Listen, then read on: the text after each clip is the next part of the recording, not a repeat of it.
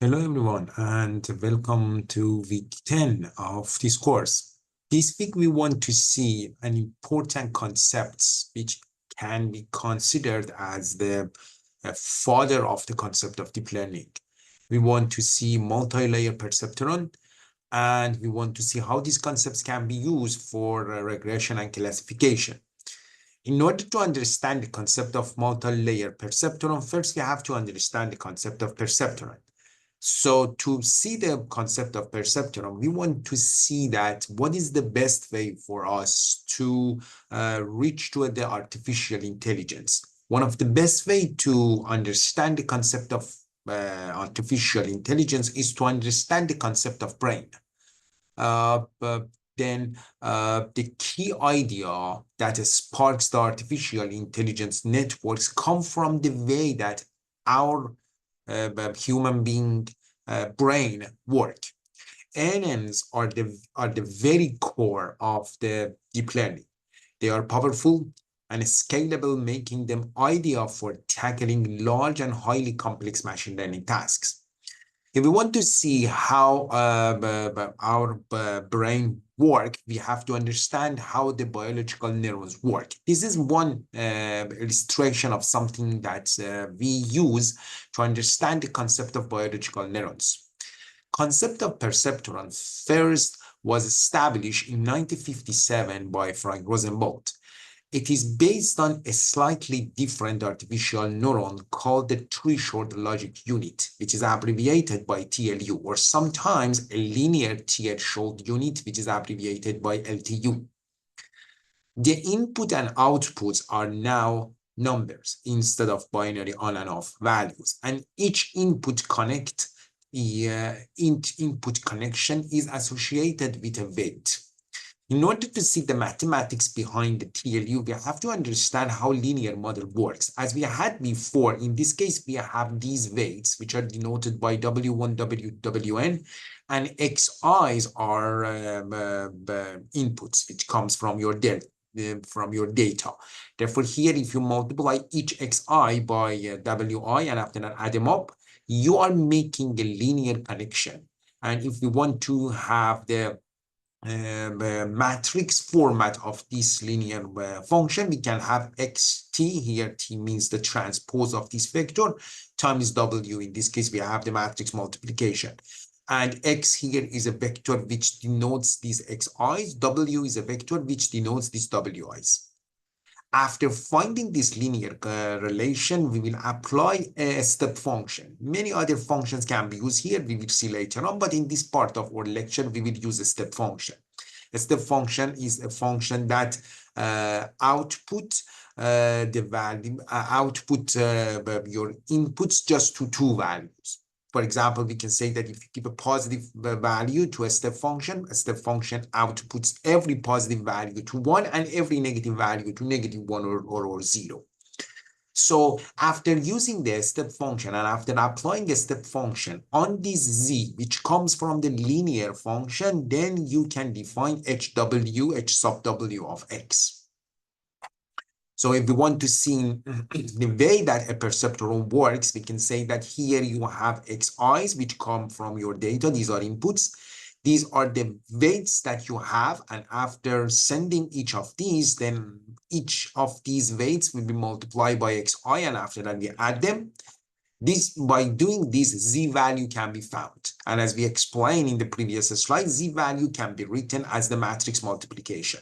Then one step function will be used here. This part of our perceptron usually is called activation, and we will see later on this activation can be anything. Then step function is not the only function which can be used for activation, but here we are using the step function. After applying activation, we will find the output, which is denoted by H sub Wx. Okay, a single TLU can be used for simple linear binary classification. It computes a linear combination of inputs, and if the result exceeds the threshold, it outputs the positive class or else outputs the negative class. just like a logistic regression, classification, or a linear sphere.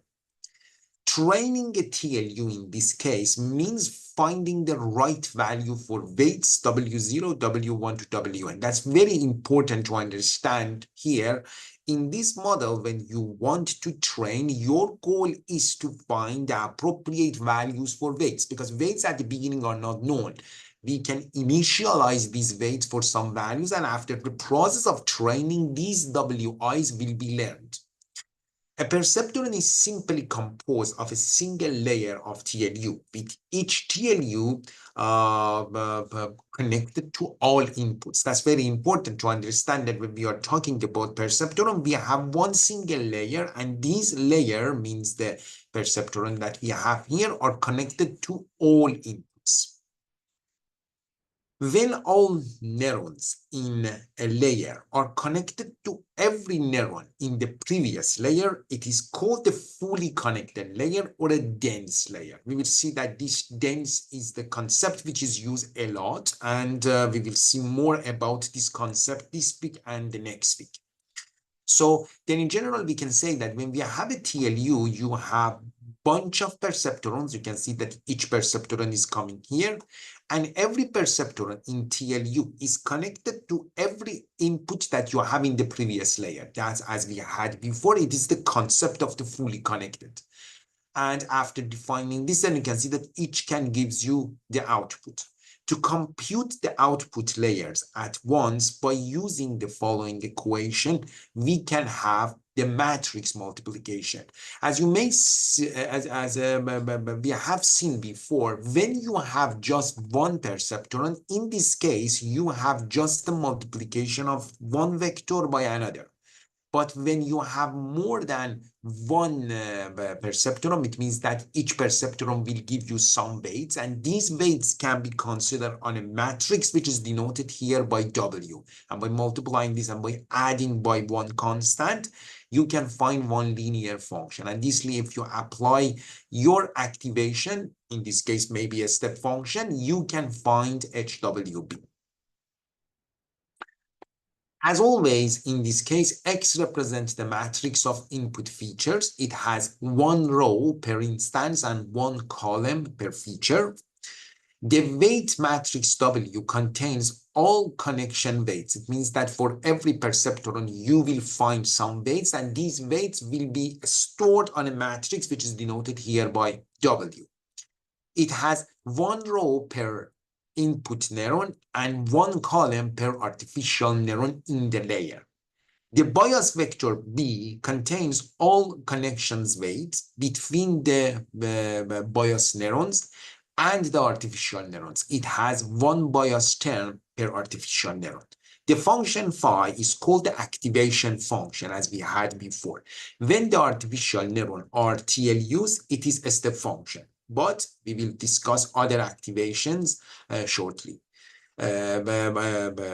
So this is important to understand that the only thing that we are doing here is just generalizing the concept of perceptron. In TLU, you can have more than one perceptron. When you have just one perceptron, every perceptron will give you some weights, and these weights will be multiplied by the features that you have in the previous layer, which comes from data, and after that add them. But if you have more than one perceptron, you have more than one vector of weights, then every vector can be stored on the matrix, then the matrix W can be found, and this matrix can be multiplied by X, which comes from the features that you have from data.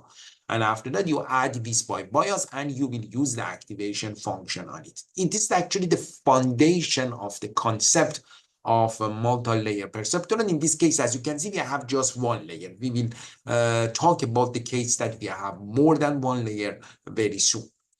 So we can use this formula to formulate the update weights. Because as we explained before, our goal is to have a model which can be used to learn these weights. In order to understand how these weights can be learned, we have to understand how these weights can be updated. This is a method that we use for updating the weights. As you can see at the beginning, we will initialize these weights. These initial values should be chosen randomly. And after that, in each step, we will find the wj hat. Wj hat is the value that you will output after using your TLU, and this yj is the value which comes from the given data. We will subtract them and we will multiply by xi. Xi are the features which come from data. And this alpha is called the learning rate. This learning rate is the hyperparameter. It means that it will be adjusted through the process of learning. But after finding this sum, you will find the update value for W. And by continuing the training, this yj in every step will be updated. And by updating this yj hat, the values that you have for parameters also will be updated. And by using this process, as you can see, step by step, you will learn more accurate values for wij. I do not want to go very deep about this concept because there is lots of math behind it. I think something that we need to understand is that the process of updating W, and understand that this process of updating weights is called the process of learning. Thank you.